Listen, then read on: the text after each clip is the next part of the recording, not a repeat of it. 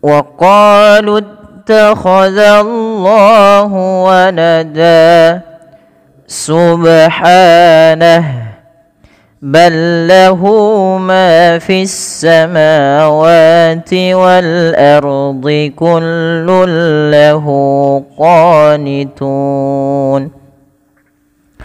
Assalamualaikum warahmatullahi wabarakatuh. Ahlan wa sahlan wa marhaban bikum jami'an, sahabat ngaji Yufi dimanapun berada.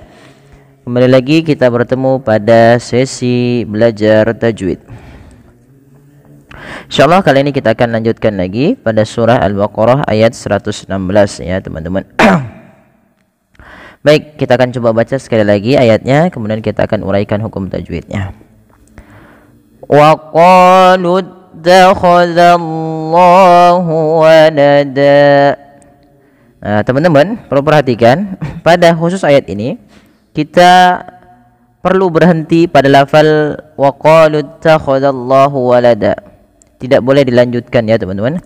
Kenapa di sini? Kalau yang kami dapati dari guru kami, kenapa kita harus berhenti? Karena di sini bentuk ibarat ungkapan orang-orang ya yang dia menjadikan Allah Subhanahu wa taala dan mengatakan Allah Subhanahu wa taala punya anak. Sehingga kita harus bantah di sini. Sehingga maka kita katakan subhanah. Maka Maha suci Allah Subhanahu wa taala atas apa yang mereka katakan. Sehingga kita wajib berhenti sini. Kita perlu berhenti di sini dan tidak melanjutkannya. Nah, antara subhanahu sampai akhir ini kita juga berhenti, usahakan, atau kita boleh lanjut juga. Nah, kita berhenti tadi di walada ya. Subhanah, boleh? Atau subhanahu ballahu ma fis samawati wal ardi kullun lahu qanitun. Ya, baik. Sehingga pada ayat 16 ini yang tadi kami sampaikan supaya berhenti karena di sini ungkapan orang-orang yaitu orang-orang Yahudi dan Nasara yang mengatakan bahwasanya Allah memiliki anak. Nah, kita di sini Allah Subhanahu wa taala membantahnya, subhanah, ya maha suci Allah gitu ya. Sehingga kita perlu berhenti di situ. Baik. Kita uraikan hukum tajwidnya teman-teman. Wa qalu ittakhadallahu walada. Pada lafal qa di ada mad tabi'i, fathah bertemu alif. Kemudian di sini pada lafal wa qalu ta langsung ke ta, tidak boleh dipanjangkan lut ta, tapi langsung saja karena di sini wawnya dianggap tidak ada. Alif yang di atasnya tanda sifar mustadir juga dianggap tidak dibaca, sehingga langsung kepada ini. Dan ini hati-hati, ini bukan harokat ya teman-teman, tapi dia tanda alifnya dianggap tidak ada. Ya, wa qalut ta, atau di sini nanti hamzatul wasl gitu ya. Sehingga langsung ke ta, wa qalut ta, wa qalut takhadzallahu walada. Pada lafal Allah yaitu lafzul jalalah di sini perlu ditebalkan lamnya, tapi jangan menebalkan zalnya. Tidak dibaca wa qalu takhadzallahu, tapi za tipis baru Allahnya tebal. Wa qalu takhadzallahu walada. Kenapa di sini lam tebal? Karena dia huruf lam yang didahului dengan huruf fathah. Kemudian pada lafal waladan kita berhenti. Nah, kenapa di sini dibaca dengan dal? Karena dia kita hukumi dengan bacaan apa teman-teman? Bacaan mad iwad. Apa itu mad iwad? Mad iwad artinya berasal dari kata awwadha yu'awwidu iwadan. Ya, atau mengganti ya. Iwad artinya badal, mengganti. Maka di sini diganti, apa yang diganti? Tanwinnya diganti dengan panjang menjadi seperti mad tabi'i. Maka walada, cara membacanya menjadi walada, bukan lagi waladan. Maka apabila kita mendapati ada fathatain bertemu alif di akhir bacaan kita, atau kita waqaf pada bacaan tersebut, maka cara membacanya diganti panjang ya sebagaimana mad tabi'i. Dan ini kita namakan dengan mad iwad. Kemudian pada lafal subhanahu, ya subhana. Pada lafal ba di sini ada bacaan qalqalah yang dimana ba-nya ini perlu kita pantulkan ya teman-teman. Apa itu qalqalah? Qalqalah berasal dari kata dalam bahasa Arab qalqala yuqalqilu qalqalatan, yaitu bermakna al-ittirab, ada getaran, ada pandulan. Nah, hati-hati dalam membaca qalqalah sendiri ya teman-teman. Ada beberapa yang sering terjadi kesalahan di dalam membacanya. Yang pertama, dia putus dalam membaca qalqalah. Nah, qalqalah itu ada dua. Ada qalqalah kubra, ada qalqalah sughra. Ada juga nanti qalqalah yang dia yang ketiga, bukan ketiga tapi dia berkaitan dengan ada namanya, kalau dia qalqalah ketika huruf qalqalah itu tasydid. Nah, subhanah ya, ba-nya dipantulkan, tidak dibaca subhanah, itu menjadi menjadi berhenti, putus, harusnya mengalir saja, subhanah subhanah. Kesalahan yang kedua dalam membaca qalqalah adalah menambahkan hamzah. Contoh, subhanah atau subhanah gitu ya, ada nambahan hamzah, ini juga salah. Sehingga tidak boleh kita membaca qalqalah dengan ada dua tadi ya. Harus bagaimana cara baca yang betul? Subhanah, menghilangkan tadi dan tidak putus.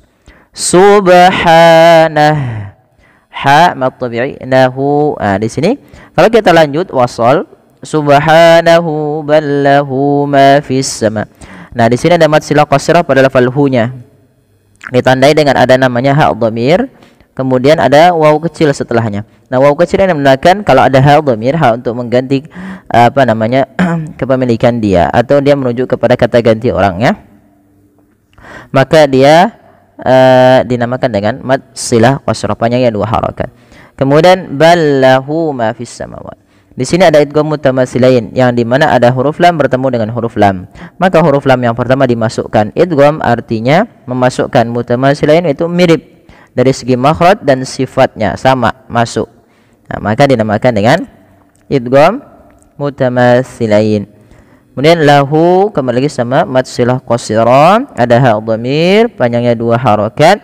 Ma fis samawati, ma mad tabi'i, fissa. Nah, di sini ya kita perlu memanjangkannya, ma dan wa sama dengan fi gitu ya. Wal ardi ya, wal ard. Kalau kita berhenti misalkan wal ard, hati-hati jangan sampai dotnya tidak terbaca.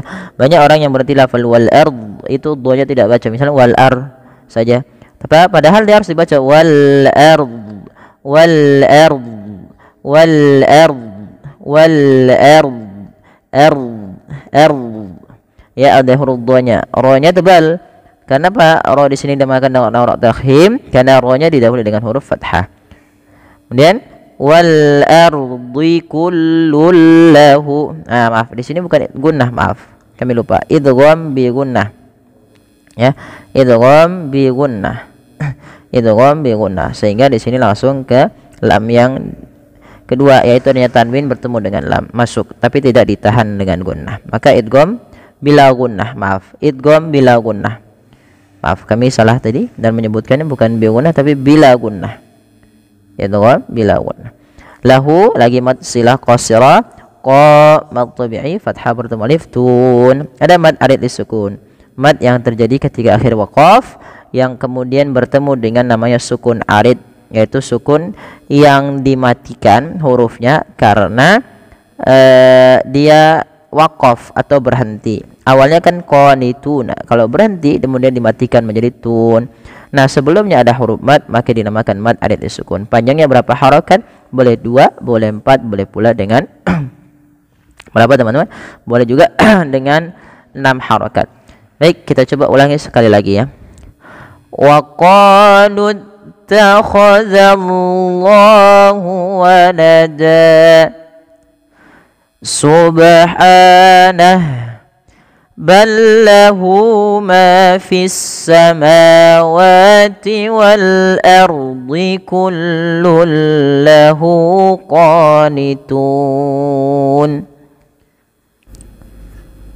badi'us samawati wal ardi Wa idza qada amran fa innama yaqulu lahu kun fayakun.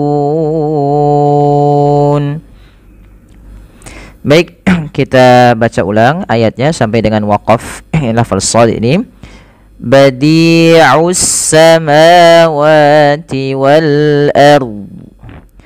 Yang pertama, perhatikan pada lafal badi'us. Badi di sini ada di, yaitu ada mad tabi'i, panjangkan 2 harakat, dan untuk mad tabi'i hati-hati. Jangan sampai ia terlalu panjang dan melebihi kadar dari mad tabi'i itu sendiri. Contoh badi'us samawat. Ada sebagian dari kita mungkin tidak terlalu perhatian dalam hal ini sehingga memanjangkannya lebih daripada 2 harakatnya. Langsung kepada as-samawati. Di sini ada alif lam. Yang dimana di sini kita kenal dengan istilah alif lam syamsiyah, yaitu alif lam yang tertulis dalam penulisan rosemnya, tapi alif dan lamnya dianggap tidak ada. Sehingga kita langsung idghamkan saja ke huruf sin sehingga sinnya berharakat tasydid. Tidak lagi dibaca badi'ul samawat, tapi langsung badi'us samawati. Pada lafal samawati kedua-duanya yaitu bacaan mad tabi'i, adanya fathah bertemu dengan alif kecil. Wal ard, wal ard. Nah, di sini pada lafal wal ard ada alif lam lagi. Kalau ini berbeda dengan alif lam yang pertama, di sini kita kenal dengan alif lam qamariyah. Apa itu alif lam qamariyah? Alif lam qamariyah merupakan alif lam yang tertulis dan dia dibaca dengan jelas, dan dia alif lam ini terjadi ketika bertemu dengan 14 huruf sebagaimana alif syamsiyah 14 huruf. Dan huruf-huruf yang datang misalkan setelah alif lam ini terkumpul dalam lafal abghi hajjaka wa khaf aqimah. Abghi alif. Nah, nanti kalau ada alif lam bertemu dengan bertemu dengan hamzah, kemudian ba, ghain dan semisalnya, maka dibaca dengan jelas alif lam.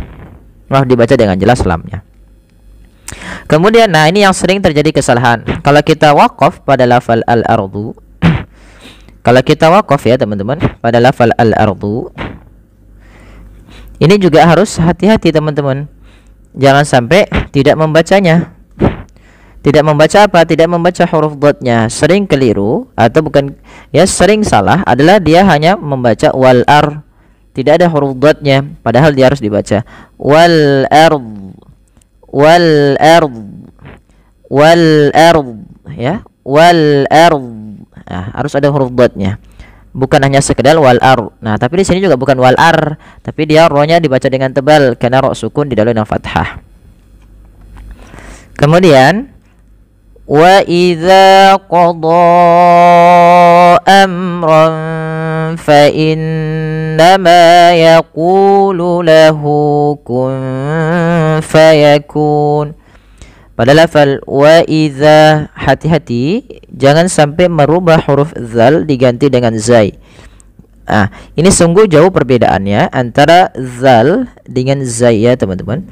Zal itu huruf idlaq yang dimana ujung lidahnya harus menempel dengan dia berkaitan dengan ujung lidah. Sedangkan za ini berbeda. Ya, za. Dan za ini memiliki sifat yaitu rokhawah, mengalirnya suara. Begitu pula zal, tapi berbeda ya teman-teman, berbeda dengan huruf zai ini. Maka wa iza jangan dibaca wa iza. Ini sering terjadi kesalahannya dalam menggantinya dengan huruf zai. Qada amran, padahal fal qada di sini kita namakan dengan hukum tajwidnya yaitu mad jaiz munfasil. Biasanya ditandai dengan tanda yang seperti ini. Nah, bila kita dapati dalam ayat ini dan ayat-ayat lain juga sama, tapi nanti kita akan bahas sesuai dengan ayatnya, yaitu tanda seperti ini itu menandakan dia panjang ya, minimal 4 harokat. Nah, kapan terjadinya mad jaiz? Yaitu apabila ada mad tabi'i bertemu hamzah. Nah, kita lihat di sini setelah mad tabi'i adanya hamzah berupa datangnya huruf hamzah dan dia berada dalam lain kata, maka dinamakan dengan munfasil, artinya terpisah hamzahnya, bukan pada satu kata, maka wajib dipanjangkan 4 harokat. Wa idza qada amran fa. Ini ada bacaan ikhfa berupa tanwin bertemu dengan fa. Amran fa. Cara membacanya langsung samarkan nunnya, maaf tanwinnya kepada fa. Jangan amrong pa. Jangan dibaca Tidak semua ikhfa dibaca gitu ya, tapi menyesuaikan dengan menyamarkan nun sukun atau tanwinnya kepada hurufnya. Amran fa innama. Kemudian pada lafal fa innama ada bacaan berupa bacaan gunnah yang dimana di sini ditandai dengan nun yang berharokat tasydid. Bagaimana cara membacanya? Cara membacanya adalah teman-teman, kita tahan dahulu suara bunyinya sepanjang 2 harokat. Fa innama, tidak hanya sekedar fa innama saja, tapi wajib ditahan dengan gunnah, dengan sembari memasukkannya ke rongga hidung kita. Ma yaqulu sama mat tabi'i.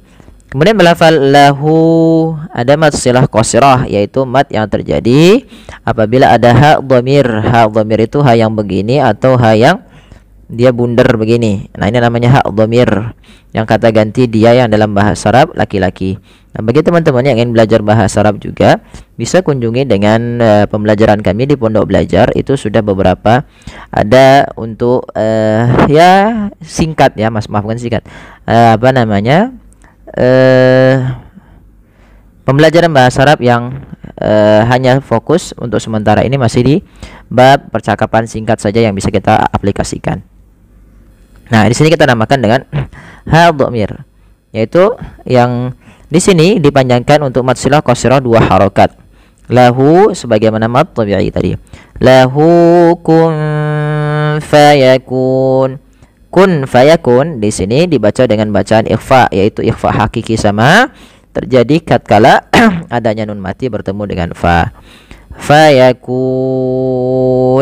Nah, ini ada mat arid lis sukun, yaitu mat yang terjadi karena sebabnya adanya sukun arid, nun yang awalnya berharokat kemudian diwaqaf. Kalau kita waqaf maka nunnya menjadi mati.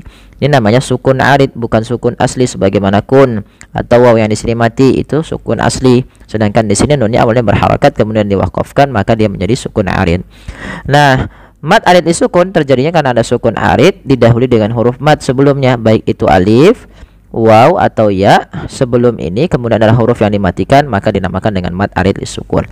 Panjangannya berapa? Panjangnya dia kita boleh 2 harokat, boleh 4, boleh pula 6 harokat. Maka boleh dibaca kun fayakun 2, atau fayakun 4, atau fayakun 6 harokat. Baik, alhamdulillah, mudah-mudahan ayat ini bermanfaat atau pembahasan ini bermanfaat bagi teman-teman. Setelah kita lanjutkan nanti di pertemuan selanjutnya untuk ayat setelahnya.